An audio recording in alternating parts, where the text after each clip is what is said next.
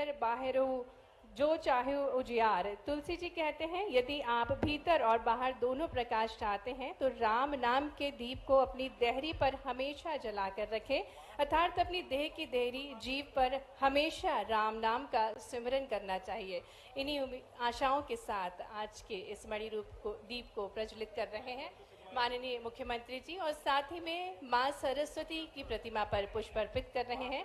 कहा जाता है कि विद्या को प्राप्त करे बिना समृद्धि प्राप्त नहीं होती है, और इसलिए सबसे प्रथम मां सरस्वती विद्या और ज्ञान की देवी मां सरस्वती की प्रतिमा पर पुष्प अर्पित करते हुए माननीय मुख्यमंत्री जी, सम्मानीय अतिथिगण, हम आग्रह करेंगे। आज का ये पावन अवसर है मध्य प्रदेश को 3 अनूठी सौगातें शासकीय चिकित्सा महाविद्यालयों की, साथ ही में शासकीय नर्सिंग महाविद्यालयों की प्राप्त होने जा रही है। माननीय प्रधानमंत्री जी हमसे वर्चुअली जुड़ेंगे, उससे पूर्व माननीय मुख्यमंत्री जी हमारे बीच पधार चुके हैं। हम उनका हृदय से स्वागत करते हैं, अभिनंदन करते हैं। मालवा मेवाड़ लाल माटी की धरा, आरोग्य की देवी माँ भादवा माता की पवित्र नगरी नीमच में धन्वंतरी जयंती के शुभ अवसर पर माननीय मुख्यमंत्री जी का हार्दिक स्वागत, अभिनंदन। मेडिकल कॉलेज की छात्राएं सबसे पहले माननीय मुख्यमंत्री जी का स्वागत करेंगी। हर्षिका ढांगी, शिवांगी, दिव्या, संस्कृति मंच पर हमारे बीच होंगी और सबसे पहले माननीय मुख्यमंत्री जी को वे पुष्पगुच्छ भेंट करेंगी। आज का ये अवसर बहुत ही महत्वपूर्ण है और चिकित्सा शिक्षा महाविद्यालयों की सौगातें हमें प्राप्त होने जा रही हैं। मैं आग्रह करूंगी माननीय दिलीप सिंह जी परिहार जी से कि वे माननीय मुख्यमंत्री जी का स्वागत करें। साथ ही में माननीय विधायक जावद श्री ओम प्रकाश सकलेचा जी से आग्रह है कि वे पुष्पगुच्छ के साथ माननीय मुख्यमंत्री जी का स्वागत करें। माननीय अनिरुद्ध माधव जी से निवेदन कि वे पुष्पगुच्छ के साथ माननीय मुख्यमंत्री जी का स्वागत करें। आपकी तालियां बजते रहना चाहिए आप ही को संबोधित करने के लिए। माननीय मुख्यमंत्री जी का शुभागमन धनतेरस के इस शुभ अवसर पर हुआ है। निवेदन करेंगे माननीय श्रीमती स्वाति चोपड़ा जी से कि वे माननीय मुख्यमंत्री जी को पुष्पगुच्छ भेंट करेंगे। और अब हम आग्रह करेंगे माननीय सज्जन सिंह चौहान जी से कि वे माननीय मुख्यमंत्री जी को पुष्पगुच्छ भेंट करेंगे। बेहद उत्साहित हैं सम्मानीय अतिथिगण, माननीय मुख्यमंत्री जी का स्वागत अभिनंदन कर रहे हैं। और अब हम मंच पर आमंत्रित करेंगे सकलेचा परिवार को, जो कि स्मृति चिन्ह भेंट करेंगे। माननीय मुख्यमंत्री जी को श्रीनाथ जी की प्रतिमा भेंट करेंगे। निवेदन करेंगे श्री विजय जी सकलेचा जी, श्री राजकुमार जी सकलेचा जी और श्री ओम प्रकाश सकलेचा जी से कि वे सकलेचा परिवार के ओर से माननीय मुख्यमंत्री जी को श्रीनाथ जी की प्रतिमा भेंट करें। आज नीमच को अनूठी सौगात प्राप्त होने जा रही है। वीरेंद्र कुमार सकलेचा शासकीय चिकित्सा महाविद्यालय नीमच का लोकार्पण माननीय प्रधानमंत्री जी द्वारा होगा। और अब मैं आग्रह करती हूँ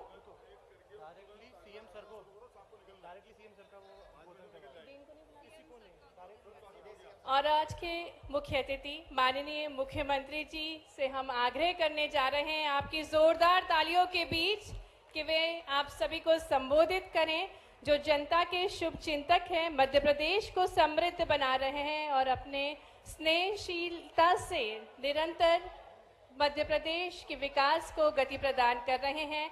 ऐसे हमारे यशस्वी मुख्यमंत्री, हमारे प्रिय मुख्यमंत्री जी डॉक्टर मोहन यादव जी से हम आग्रह करते हैं कि वे अपने आशीर्वचनों के साथ हम सभी को संबोधित करने की कृपा करें। आज का ये शुभ अवसर है। धनतेरस के इस शुभ अवसर पर आप अमृत कलश लेकर आए हैं। नीमच की इस लाल धरा में पधारे हुए संपूर्ण नीमच वासियों को संबोधित करने का निवेदन माननीय मुख्यमंत्री जी से आपकी जोरदार तालियां बजनी चाहिए। पूरे नीमच वासियों की ओर से जोरदार तालियों के बीच हम आमंत्रित करते हैं हमारे यशस्वी मुख्यमंत्री जी डॉक्टर मोहन यादव जी को।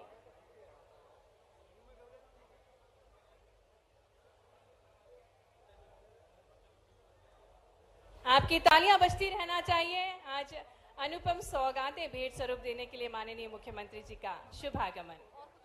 स्वर्गीय वीरेंद्र कुमार सकलेचा जी के नाम पर स्थापित ये नए मेडिकल कॉलेज के लोकार्पण के अवसर पर जोरदार ताली बजाओ पूरे मंच के लिए और शुभारंभ के लिए। और एक बार आज धन्वंतरी जयंती है, तो बोलिए भगवान धन्वंतरी महाराज की, भादवा मैया की। हमारे लिए सौभाग्य की बात है, मंच पर यशस्वी दोनों उप मुख्यमंत्री श्रीमान जगदीश देवड़ा जी, श्रीमान राजेंद्र शुक्ला जी, हमारी यहाँ की प्रभारी मंत्री श्रीमती निर्मला भूरिया जी, हमारे सांसद सुधीर गुप्ता जी, माननीय विधायक दिलीप सिंह परिहार जी, ओम सकलेचा जी, माधव मारू जी, इस अवसर पर हमारी जिला पंचायत के अध्यक्ष जी, जिलाध्यक्ष जी, जनपद पंचायत सहित सभी पूर्व विधायक और सभी गणमान्य अतिथि, जोरदार अभिनंदन करें सबके लिए। मैं बिल्कुल संक्षिप्त समय के लिए बगैर किसी भूमिका के सीधे आपके सामने खड़ा हुआ हूं। इसलिए भी खड़ा हुआ हूं कि आज अपने नीमच के लिए, नीमच के विकास के लिए, चिकित्सा सेवा के समूचे प्रदेश की समृद्ध परंपरा को और समृद्ध बनाने के लिए नीमच में तो पता नहीं परमात्मा की विशेष कृपा थी। यहां तो अपने बीच में से बीमारी के लिए नीमच भगवान का भी विशेष आशीर्वाद देता है। यहाँ डॉक्टर कम चाहिए, भादवा माता का पानी से ही लोग अच्छे हो जाते। ये आनंद कहीं आता तो नीमच में आता।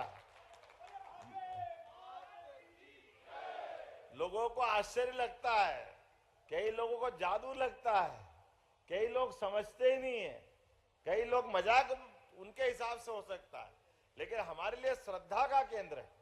भादवा माता का आशीर्वाद ये हमारे लिए कई कारणों से बहुत महत्व का है। और भाजपा के लिए स्वर्गीय वीरेंद्र कुमार सकलेचा जी का नेतृत्व, क्या होती है प्रशासनिक कुशलता, क्या होता है नेता का चरित्र और क्या होती है दमदारी काम करने की, ये इसकी लघु मिसाल कहीं मिली है। पूरे प्रदेश के लिए नीमच और मंदसौर, पूरे प्रदेश के लिए और भाजपा के लिए पूर्ववर्ती जनसंघ के जमाने से सबसे मजबूत जिले में से एक नीमच जिला, ये मैं आपको बधाई भी देता हूं। और उनके नाम पे जो घोषित किया है, ये हमारा सौभाग्य भी है। स्वर्गीय वीरेंद्र कुमार सकलेचा जी ने अपने 67 के समय उप मुख्यमंत्री के रूप में जो काम किया है और बाद में आपातकाल के अंदर संघर्ष करते हुए भी सरकार जब जनता पार्टी की बनी तो अपनी प्रशासनिक कुशलता के साथ एक मुख्यमंत्री का कार्यकाल कैसा होता है, गैर कांग्रेसी मुख्यमंत्री के रूप में हमारे सभी मुख्यमंत्री ने एक से बढ़कर एक काम किया है, कोई किसी से कम नहीं।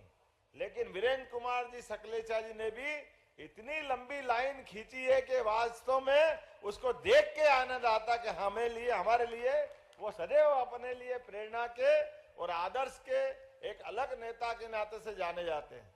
आज के इस अवसर पर चूंकि मुझे तुरंत निकलना है, बोलने के लिए तो बहुत कुछ बोलना था, और नीमच में आके तो ऐसा लगता है कि माइक मिल जाए और नीमच वाले मिल जाए तो सब भूल जाओ और कुछ याद ही नहीं रहता।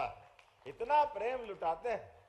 हमारे अपने इस पूरे क्षेत्र के अंदर अपनी क्षमता से, ऊर्जा से, मुझे मालूम है नीमच के अंदर अभी औद्योगिक निवेश के लिए हम प्रदेश भर में अभियान चला रहे हैं, लेकिन बहुफसली व्यवस्था के आधार पर भारत सरकार के माध्यम से नीमच में एमओयू पतंजलि योग संस्थान बाबा रामदेव का नाम सुना होगा, हमने उनको नीमच से जोड़ा है, जो अपने औषधि फसलों के लिए वो यहाँ काम करेंगे। जोरदार अभिनंदन करो।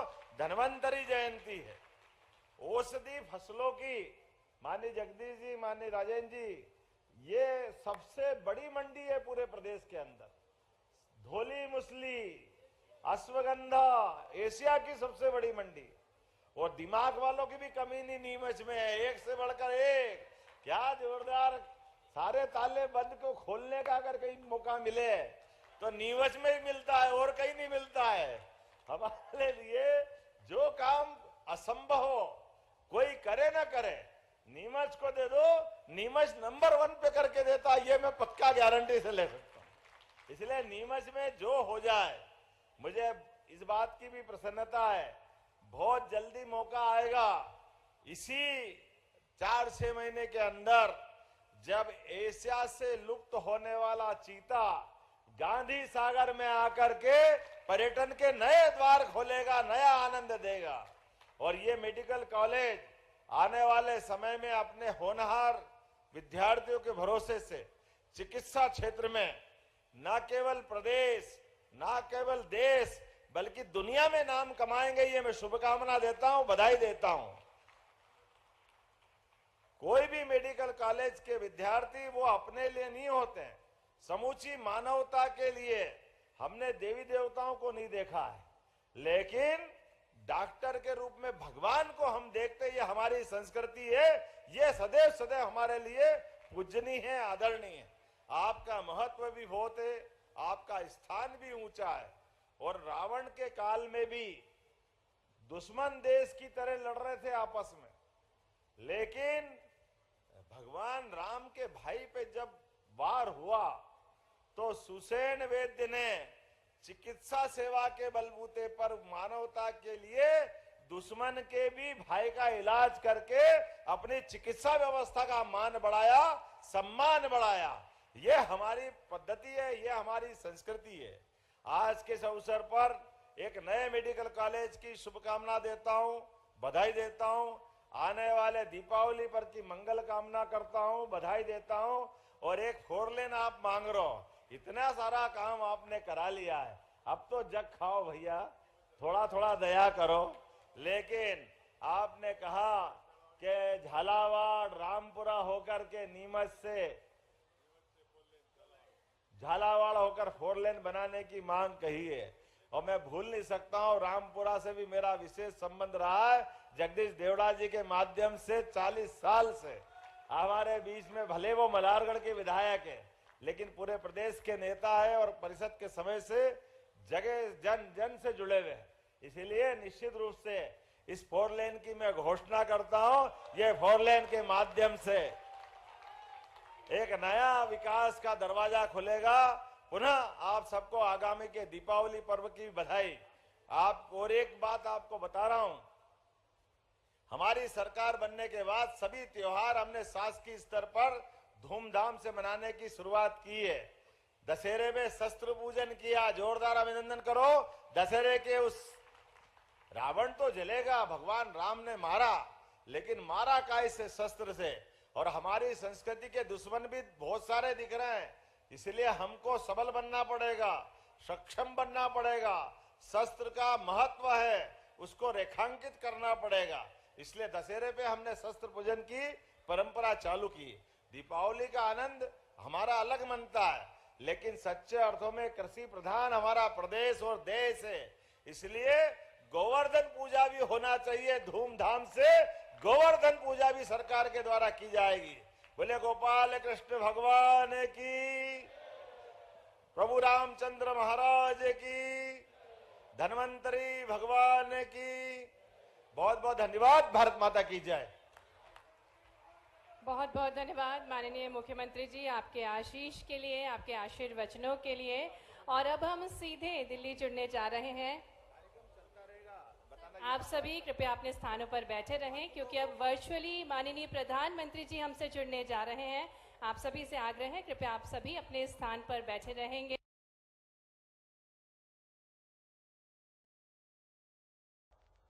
कार्यक्रम में उपस्थित दुनिया के सबसे लोकप्रिय नेता, हम सभी के मार्गदर्शक और आयुर्वेद के उपासक आदरणीय प्रधानमंत्री श्री मोदी जी का मैं हृदय तल से स्वागत करता हूं। आपकी उपस्थिति ने आज के इस अनुपम अवसर को और भी अधिक विशेष बना दिया है। मैं भगवान धन्वंतरी जी से आपके उत्तम स्वास्थ्य और निरोगी काया की प्रार्थना करता हूं। आप इसी ऊर्जा से और समर्पण के साथ भारत की सेवा करते रहे और आपके नेतृत्व में हमारा देश और भी ज्यादा हेल्दी एंड वेल्दी बने, यही कामना मैं ईश्वर से करता हूं। आज का यह अवसर इसलिए भी हम सभी के लिए हर्ष और गर्व का अवसर है, क्योंकि आयुर्वेद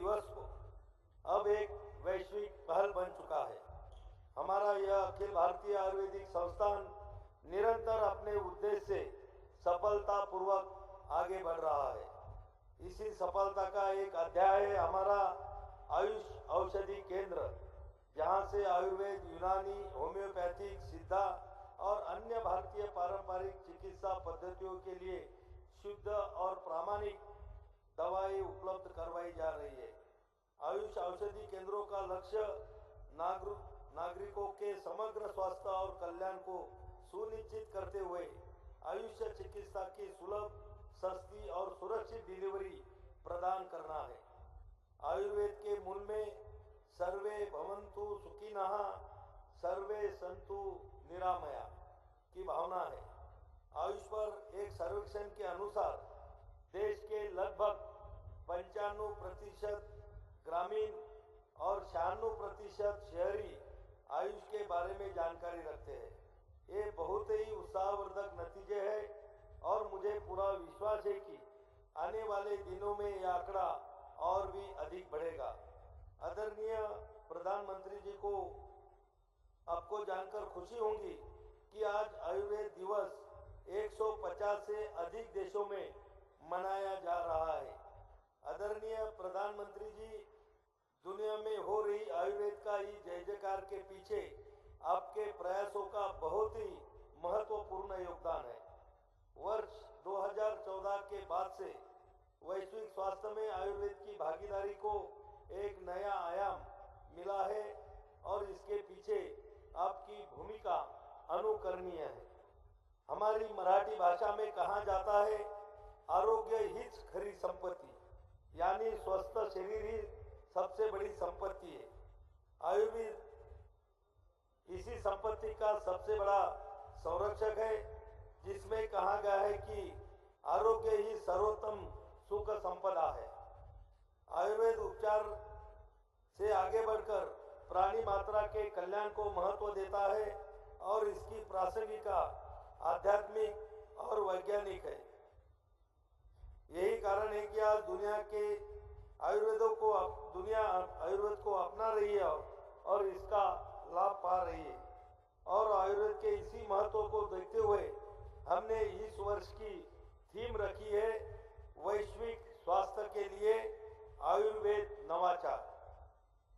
आदरणीय प्रधानमंत्री जी, आपसे मार्गदर्शन पाकर हमने आयुर्वेद को बढ़ावा देने के लिए 30 से अधिक देशों के साथ समझौते किए हैं। इस समय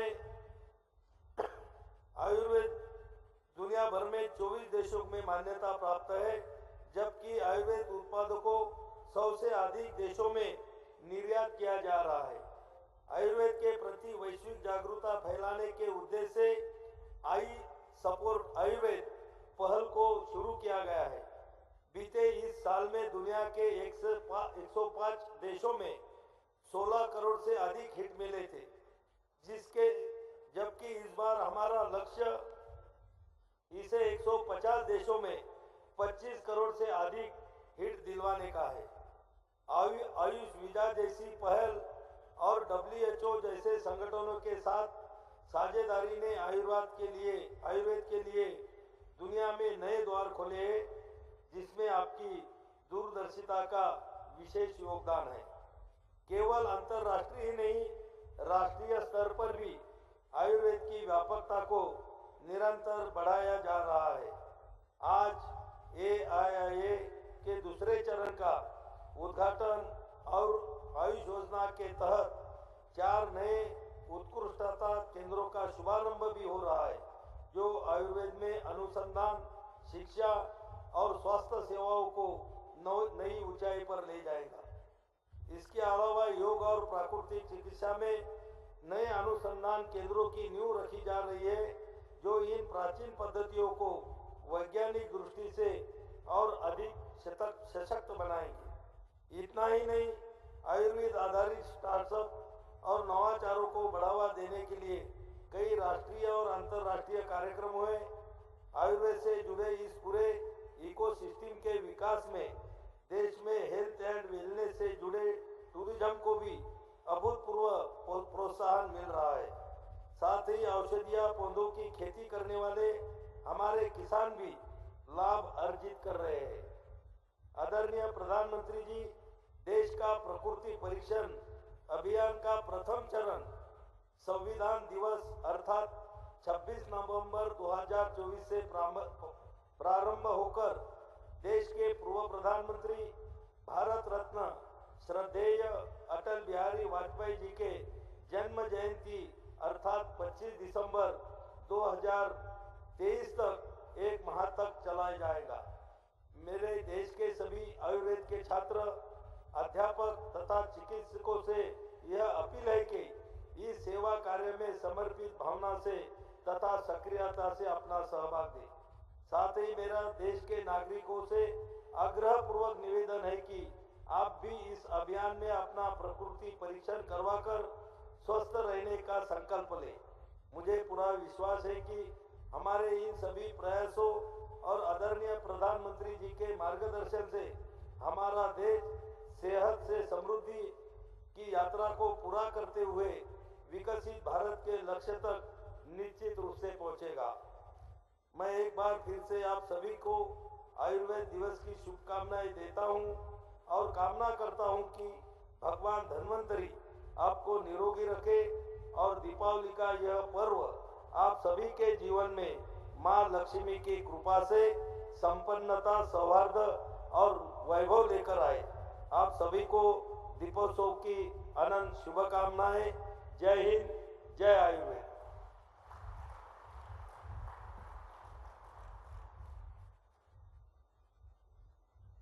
बहुत बहुत धन्यवाद माननीय केंद्रीय आयुष मंत्री श्री प्रताप राव जाधव जी। और अब मैं केंद्रीय श्रम एवं रोजगार मंत्री माननीय डॉक्टर मनसुख मांडविया से सादर अनुरोध करती हूँ कि इस अवसर पर अपने उद्गार हम सबके साथ साझा करें। स्वागत करें केंद्रीय मंत्री का।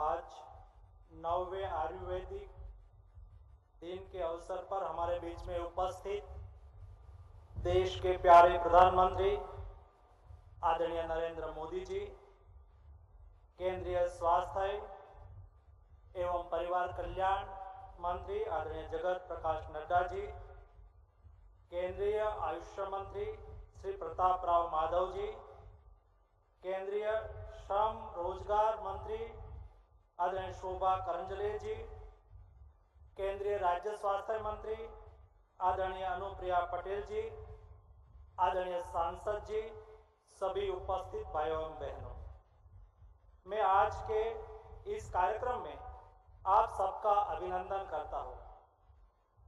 आजादी के बाद प्रधानमंत्री जी ने हेल्थ को विकास के साथ जोड़कर जो सर्वजन हिताय सर्वजन सुखाय का हेल्थ मॉडल तैयार किया है, उसने देश की जनता के लिए हेल्थ सर्विस को एक्सेसिबल, एफोर्डेबल और अवेलेबल बना दिया है।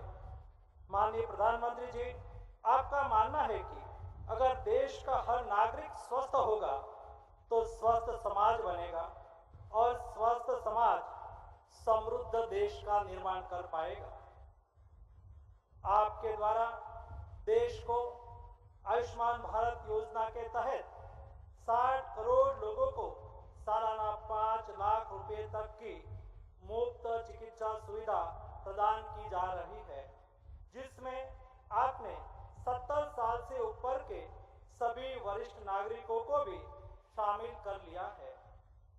माननीय प्रधानमंत्री जी, आपने देश में 10,000 से अधिक जन औषधि स्टोर खोलकर देश के नागरिकों को सस्ती, उच्च गुणवत्ता युक्त दवाएं प्रदान की है, जिसका लाभ प्रतिदिन 20 लाख से अधिक लोग ले रहे हैं। आपके मार्गदर्शन में नेशनल हेल्थ मिशन के तहत पूरे देश में लगभग 2.5 लाख से भी अधिक आयुष्मान आरोग्य मंदिर स्थापित किए हैं, जिसके जरिए राज्य सरकारों को मदद दी जा रही है, जहां पर प्राथमिक स्वास्थ्य की सेवा के साथ लोगों को मुफ्त इलाज, मुफ्त दवाइयाँ और वेलनेस गतिविधियों का भी ध्यान रखा जा रहा है। देश में स्वास्थ्य सेवाओं के कायाकल्प से जुड़े ऐसे अनेकों काम आज हुए हैं। मुझे खुशी है इनमें से कई अस्पताल हमारे श्रमिक भाई बहनों के इलाज के लिए बनाए गए हैं। ये अस्पताल हमारे श्रमिक वर्ग की सेवा के केंद्र बनेंगे।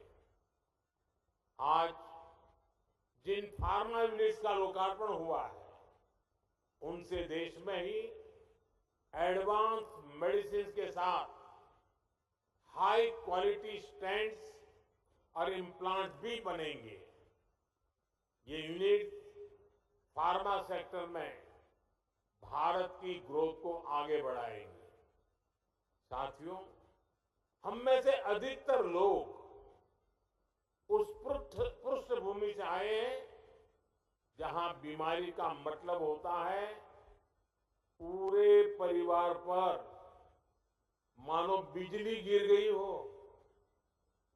गरीब के घर में कोई एक अगर गंभीर रूप से बीमार होता है तो उसका असर घर के हर सदस्य पर पड़ता है।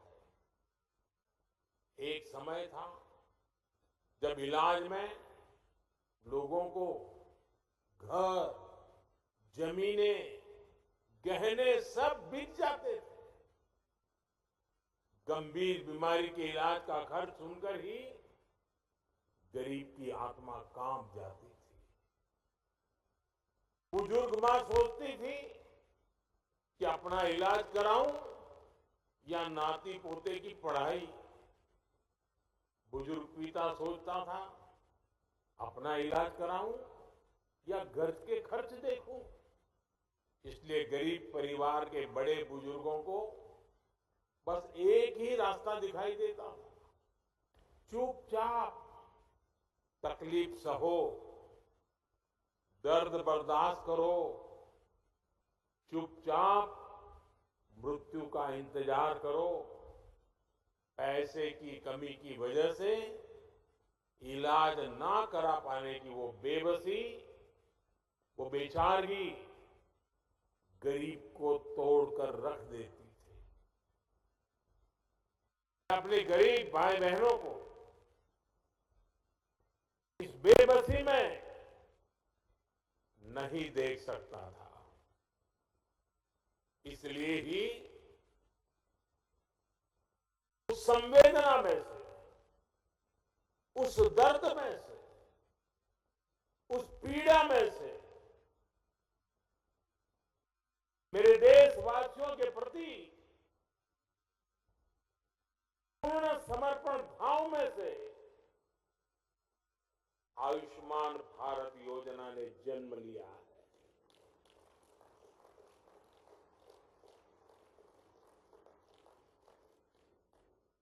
सरकार ने तय किया कि गरीब के अस्पताल में भर्ती होने का खर्च 5 लाख रुपए तक के इलाज का खर्च सरकार उठाएगी। आज मुझे संतोष है कि देश में लगभग 4 करोड़ गरीबों ने आयुष्मान योजना का लाभ उठाया है।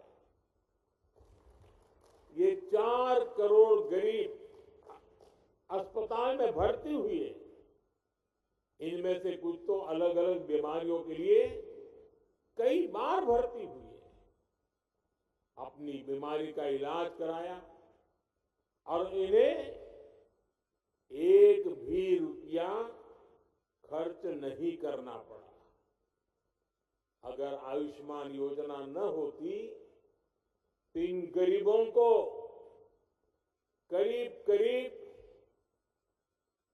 1.25 लाख करोड़ रुपए अपनी जेब से देने होते हैं। मैं अक्सर देश के अलग अलग राज्यों में आयुष्मान योजना के लाभार्थियों से मिलता हूं, उनसे सुख दुख की बातें सुनता हूं, उनका अनुभव सुनता हूं।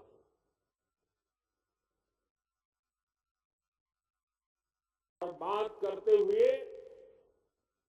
उनकी आंखों में से जो खुशी के आंसू छलकते हैं, वो आयुष्मान योजना से जुड़े हर व्यक्ति के लिए, हर डॉक्टर के लिए, हर पैरामेडिकल स्टाफ के लिए किसी आशीर्वाद से कम नहीं होते। इससे बड़ा आशीर्वाद नहीं हो सकता। आप विश्वास करिए, लोगों को ऐसे संकट से उबारने वाली योजना पहले कभी नहीं बनी। और आज मुझे इस बात का बहुत संतोष है कि आयुष्मान योजना का विस्तार हो रहा है। देश के हर बुजुर्ग की नजर इस कार्यक्रम पर है। चुनाव के समय मैंने गारंटी दी थी कि तीसरे कार्यकाल में 70 वर्ष से ऊपर के सभी बुजुर्गों को आयुष्मान योजना के दायरे में लाया जाएगा। आज धन्वंतरी जयंती पर ये गारंटी पूरी हो रही है।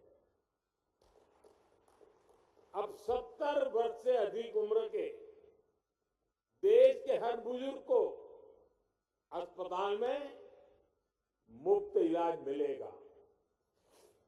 ऐसे बुजुर्गों को आयुष्मान वय वंदना कार्ड दिया जाएगा। सरकार का प्रयास है कि देश के हर बुजुर्ग जिनकी आयु 70 वर्ष के ऊपर है, उनको जल्द से जल्द आयुष्मान वय वंदना कार्ड मिले। ये ऐसी योजना है जिसमें आय की कोई पाबंदी नहीं। गरीब हो, मध्यम वर्ग का परिवार हो, उच्च वर्ग का परिवार हो, हर कोई इसका लाभार्थी बन सकता है। जो इस योजना का लाभ लेना चाहता है, इस देश का नागरिक, वो इसका लाभ अगर 70 साल से ज्यादा उम्र है ले सकता है। हर बुजुर्ग चिंता से मुक्त हो, वो स्वस्थ जीवन जिए, स्वाभिमान के साथ जीवन जिए।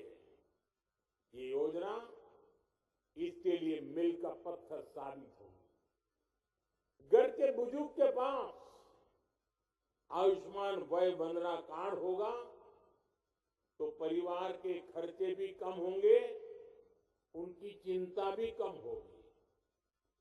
मैं इस योजना के लिए सभी देशवासियों को बधाई देता हूं और 70 साल से ऊपर के सभी बुजुर्गों को मैं भी यहां से प्रणाम करते हुए वय वंदना करता हूं। लेकिन साथ साथ मैं दिल्ली के 70 साल के ऊपर के जितने बुजुर्ग हैं और पश्चिम बंगाल के 70 साल के ऊपर के जितने बुजुर्ग हैं, उनसे क्षमा मांगता हूं कि मैं आपकी सेवा नहीं कर पाऊंगा। मैं उनसे क्षमा मांगता हूं। मुझे पता तो चलेगा आपको कष्ट है, मुझे जानकारी तो मिलेगी, लेकिन मैं आपको सहाय नहीं कर पाऊंगा। और कारण, दिल्ली में जो सरकार है और पश्चिम बंगाल में जो सरकार है, वो इस आयुष्मान योजना से जुड़ नहीं रही है।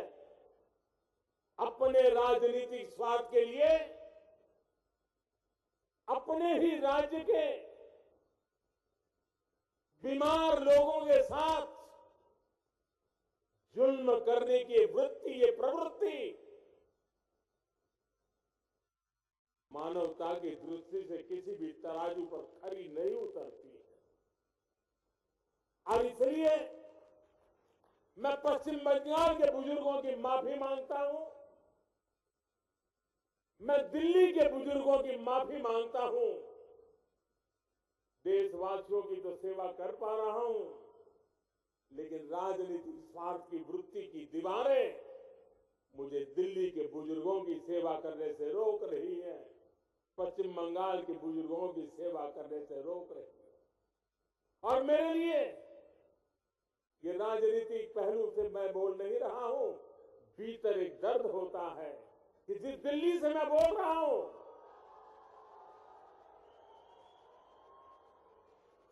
दिल्ली के भी बुजुर्ग मेरी बात सुनते होंगे।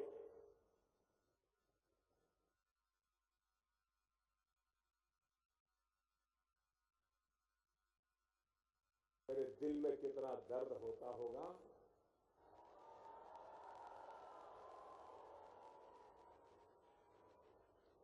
मैं शब्दों में बयान नहीं कर पाऊंगा।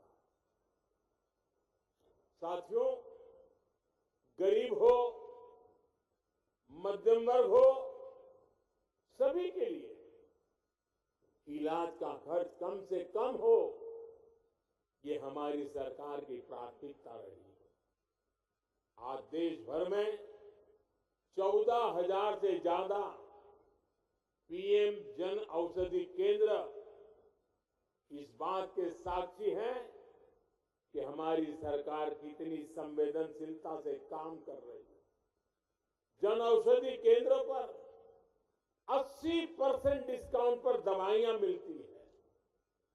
अगर ये जन औषधि केंद्र ना होते तो गरीबों को, मध्यम वर्ग को अब तक जो दवाइयां बिकी है उसके हिसाब से मैं कह सकता हूं कि 30,000 करोड़ रुपया उनका दवाइयों के लिए ज्यादा खर्च हुआ होता, उनके 30,000 करोड़ रुपए बचे क्योंकि जन औषधि केंद्र से दवाई मिली, 80% डिस्काउंट में मिली।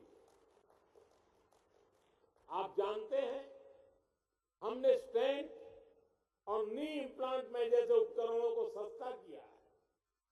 अगर ये निर्णय भी ना लिया होता तो सामान्य मानवी पर, जिन्होंने ये ऑपरेशन करवाए हैं, उनको 80,000 करोड़ रुपए ज्यादा खर्च करना पड़ता।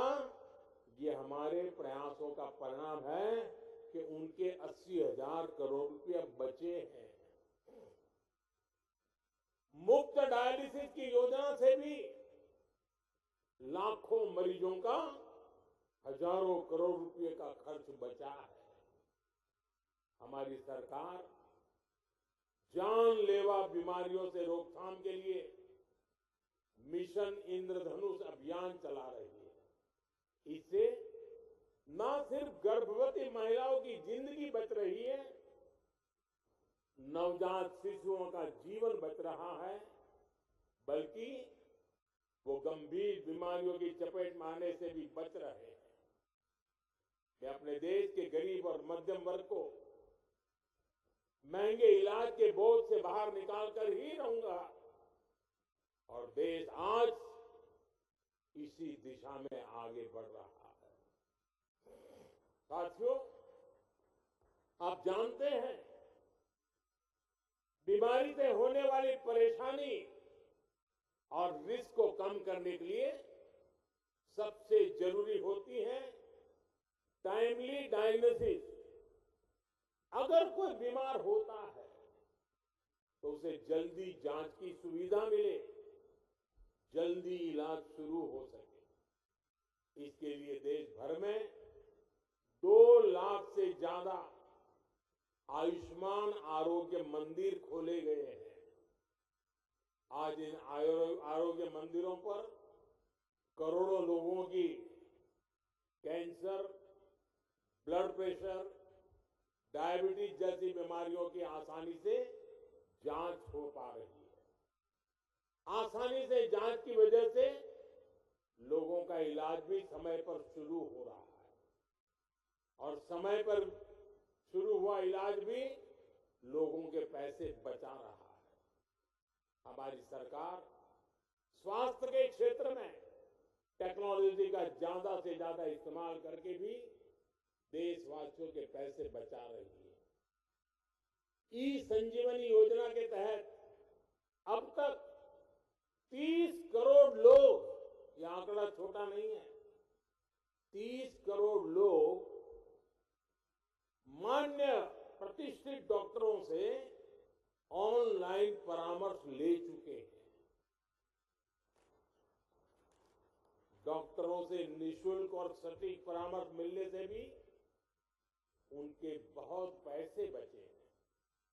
आज हमने यू विन प्लेटफॉर्म भी लॉन्च किया है। इस प्लेटफॉर्म के साथ ही भारत के पास अपना एक टेक्नोलॉजिकली एडवांस इंटरफेस होगा। कोरोना के समय हमारे कोविन प्लेटफॉर्म की सफलता को पूरी दुनिया ने देखा है। पेमेंट सिस्टम में यूपीआई की सक्सेस भी आज एक ग्लोबल स्टोरी बन चुकी है। डिजिटल पब्लिक इंफ्रास्ट्रक्चर यानी डीपीआई के जरिए वही सफलता भारत अब हेल्थ सेक्टर में दोहरा रहा है। साथियों, हेल्थ सेक्टर में आजादी के 6-7 दशकों में जो काम नहीं हुआ वो बीते 10 वर्षों में हुआ है। बीते 10 साल में देश में रिकॉर्ड संख्या में नए एम्स और मेडिकल कॉलेज खोले गए हैं। आज इस कार्यक्रम में ही कर्नाटका, यूपी, एमपी और मध्य प्रदेश, वहां कई हॉस्पिटलों का शिलान्यास हुआ है। कर्नाटका के नरसापुर और बोम्मा सांद्रा में, मध्य प्रदेश के पीथमपुर, आंध्र प्रदेश के अचितापुरम और हरियाणा के फरीदाबाद में नए मेडिकल कॉलेजों का शिलान्यास हुआ है। यूपी के मेरठ में नए ईएसआईसी हॉस्पिटल का काम भी शुरू हुआ है। इंदौर में भी अस्पताल का लोकार्पण हुआ है। अस्पतालों की बढ़ती हुई संख्या बताती है कि मेडिकल सीटें भी उतनी ही तेजी से बढ़ रही है। मैं चाहता हूं किसी गरीब बच्चे के उसका जो डॉक्टर बनने का सपना है वो सपना टूटना नहीं चाहिए। और मैं मानता हूं सरकार की सफलता उसमें भी है कि मेरे देश के किसी नौजवान का सपना टूटे नहीं। सपनों में भी अपना एक सामर्थ्य होता है। सपने भी कभी कभी प्रेरणा का कारण बन जाते हैं। मैं चाहता हूं किसी मध्यम वर्ग के बच्चे को मजबूरी में मेडिकल की पढ़ाई के लिए विदेश न जाना पड़े। इसलिए पिछले 10 साल से भारत में मेडिकल सीटें बढ़ाने का एक अभियान चल रहा है। बीते 10 साल में एमबीबीएस और एमडी की करीब कुल मिलाकर 1 लाख नई सीटें जोड़ी गई है। और मैंने इसी साल लाल किले से घोषणा की है कि आने वाले 5 वर्ष में हम मेडिकल लाइन में 75,000 नई सीटें और जोड़ेंगे।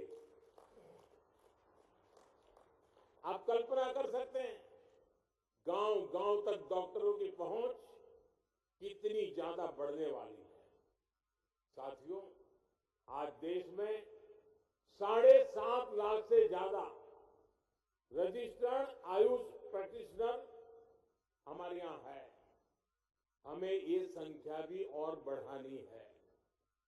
इसके लिए भी देश में काम चल रहा है। आज दुनिया भारत को मेडिकल और वेलनेस टूरिज्म के एक बहुत बड़े सेंटर के रूप में भी देखती है। पूरी दुनिया से लोग योग, पंचकर्म और मेडिटेशन के लिए भारत आते हैं। आने वाले समय में ये संख्या और तेजी से बढ़ेगी। हमारे युवाओं को, हमारे आयुष प्रैक्टिशनर्स को इसके लिए तैयार होना होगा। Preventive cardiology, Ayurvedic orthopaedics, Ayurveda sports medicine और आयुर्वेद रिहैब सेंटर, ऐसी कितनी ही फील्ड में भारत ही नहीं बल्कि अलग अलग देशों में भी आयुष प्रैक्टिशनर्स के लिए अपार अवसर बन रहे हैं। हमारे युवा इन अवसरों के जरिए न केवल खुद आगे बढ़ेंगे बल्कि मानवता की बहुत बड़ी सेवा भी करेंगे। साथियों, 21वीं सदी में विज्ञान ने मेडिसिन की फील्ड में अभूतपूर्व प्रगति की है। जिन बीमारियों को पहले असाध्य माना जाता था, आज उनके इलाज मौजूद है। दुनिया ट्रीटमेंट के साथ ही वेलनेस को महत्व दे रही है। और वेलनेस की बात होती है, जब आरोग्यता की बात होती है, तो इसमें भारत के पास हजारों वर्ष पुराना अनुभव है। आज समय है हम अपने इस प्राचीन ज्ञान को मॉडर्न साइंस के नजरिए से भी प्रमाणित करें। इसलिए मैं लगातार एविडेंस बेस्ड आयुर्वेद की बात कर रहा हूं। आयुर्वेद में पर्सनलाइज ट्रीटमेंट प्रोटोकॉल्स का इतना गंभीर ज्ञान है, लेकिन आधुनिक विज्ञान के नजरिए से इस दिशा में पहले ठोस कंक्लूसिव वर्क नहीं हुई। मुझे खुशी है कि आज इस दिशा में देश एक अहम अभियान लॉन्च कर रहा है। ये अभियान है प्रकृति परीक्षण अभियान। ये प्रकृति परीक्षण अभियान, क्योंकि हम देखते हैं कोई पेशेंट होगा, आयुर्वेद के कारण अच्छा हो गया, परिणाम दिखता है, प्रमाण अवेलेबल नहीं होता है। हमें परिणाम भी चाहिए, प्रमाण भी चाहिए, ताकि हमें दुनिया को दिखाना है कि हमारे पास विश्व के आरोग्य की जड़ी बूटी पड़ी हुई है। इस अभियान के तहत आयुर्वेद के सिद्धांतों पर हम हर व्यक्ति के लिए आइडियल लाइफस्टाइल डिजाइन कर सकते हैं। हम बीमारियों के आक्रमण से पहले ही उन लोगों के लिए रिस्क एनालिसिस कर सकते हैं। मैं मानता हूं इस दिशा में सकारात्मक प्रगति हमारे हेल्थ सेक्टर को पूरी तरह से रीडिफाइन कर सकती है। हम पूरी दुनिया को हेल्थ केयर का नया पर्सपेक्टिव दे सकते हैं। साथियों, आधुनिक मेडिकल साइंस की सफलता का एक और बड़ा कारण है हर प्रिंसिपल का लैब वैलिडेशन। हमारे ट्रेडिशनल हेल्थ केयर सिस्टम को भी इस कसौटी पर खरा उतरना है। आप देखिए, अश्वगंधा, हल्दी, काली मिर्च, ऐसी कितनी हर्ब्स हम पीढ़ी दर पीढ़ी अलग अलग उपचारों के लिए इस्तेमाल करते आए हैं। अब हाई इंपैक्ट स्टडीज में उनकी उपयोगिता साबित हो रही है। इसलिए आज दुनिया में अश्वगंधा जैसी औषधियों की मांग तेजी से बढ़ी है। इस दशक के अंत तक अश्वगंधा एक्सट्रैक्ट की मार्केट करीब $2.5 बिलियन तक पहुंचने का अनुमान है। आप कल्पना कर सकते हैं, लैब वैलिडेशन के जरिए हम इन हब्स का वैल्यूएशन कितना बढ़ा सकते हैं, हम कितना बड़ा मार्केट खड़ा कर सकते हैं। इसलिए साथियों, आयुष की सफलता का प्रभाव केवल हेल्थ सेक्टर तक सीमित नहीं है, इसे एक और भारत में नए अवसर बन रहे हैं। दूसरी ओर ग्लोबल वेलबीइंग के प्रयासों को भी बल मिल रहा है। हमारे प्रयासों से 10 साल के भीतर आयुष देश के फास्टेस्ट ग्रोइंग सेक्टर में शामिल हो गया। 2014 में आयुष से जुड़ा मैन्युफैक्चरिंग सेक्टर $3 बिलियन था, $3 बिलियन। आज वो बढ़कर लगभग $24 बिलियन हो गया है। यानी 10 साल में 8 गुना ग्रोथ। इसलिए आज देश का युवा नए नए आयुष स्टार्टअप्स लॉन्च कर रहा है। ट्रेडिशनल प्रोडक्ट्स, टेक्नोलॉजी ड्रिवन नए प्रोडक्ट्स, नई सर्विसेज, इन सबसे जुड़े 900 से ज्यादा आयुष स्टार्टअप आज देश में काम कर रहे हैं। आज भारत अब 150 देशों में कई बिलियन डॉलर के आयुष प्रोडक्ट एक्सपोर्ट कर रहा है। इसका सीधा लाभ हमारे किसानों को हो रहा है। जो हब्स और सुपर फूड्स पहले स्थानीय बाजार तक सीमित रहते थे, अब वो ग्लोबल मार्केट में पहुंच रहे हैं। साथियों, इस बदलते परिदृश्य का ज्यादा से ज्यादा फायदा किसानों को मिले, इसके लिए सरकार हब के उत्पादन को बढ़ावा भी दे रही है। नमामि गंगे परियोजना के तहत गंगा के किनारे नेचुरल फार्मिंग और जड़ी बूटियों के उत्पादन को बढ़ावा दिया जा रहा है। साथियों, हमारे राष्ट्र चरित्र की, हमारे सामाजिक ताने बाने की आत्मा है, सर्वे भवन्तु सुखिनः, सर्वे सन्तु निरामया। सब सुखी हो, सब निरामय हो। बीते 10 वर्ष में हमने सबका साथ सबका विकास के मंत्र पर चलकर इस भावना को देश की नीतियों से जोड़ा है। आने वाले 25 वर्षों में स्वास्थ्य क्षेत्र में हमारे प्रयास विकसित भारत का मजबूत आधार बनेंगे। मुझे भरोसा है, भगवान धन्वंतरी के आशीर्वाद से हम विकसित भारत के साथ साथ निरामय भारत का सपना भी जरूर पूरा करेंगे। और साथियों, जब मैं परिणाम और प्रमाण की चर्चा करता था, हम एक काम की दिशा में बहुत ताकत लगाने वाले हैं, और वो है हमारे देश में हस्तप्रत मैन्युस्क्रिप्ट बहुत बड़ी मात्रा में बिखरी पड़ी हुई है। आयुर्वेद से जुड़ी हुई पर ऐसी मैन्युस्क्रिप्ट बहुत स्थानों पर बिखरी पड़ी हुई है। अब देश अपनी इस विरासत को संजोने के लिए मिशन मोड पे काम करने वाला है।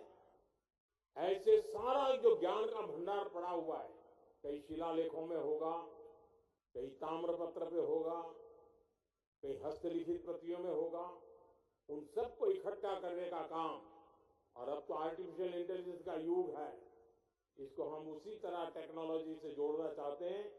तो उस ज्ञान में से क्या चीजें नई हम निकाल सकते हैं, तो उस दिशा में भी एक बहुत बड़ा काम हम करने के लिए जा रहे हैं। साथियों, आज के अवसर पर मैं फिर एक बार देश के 70 साल से ऊपर के सभी महान बुजुर्गों को वंदना करते, उनको प्रणाम करते हुए आप सबको बहुत बहुत बधाई देता हूं। धन्यवाद।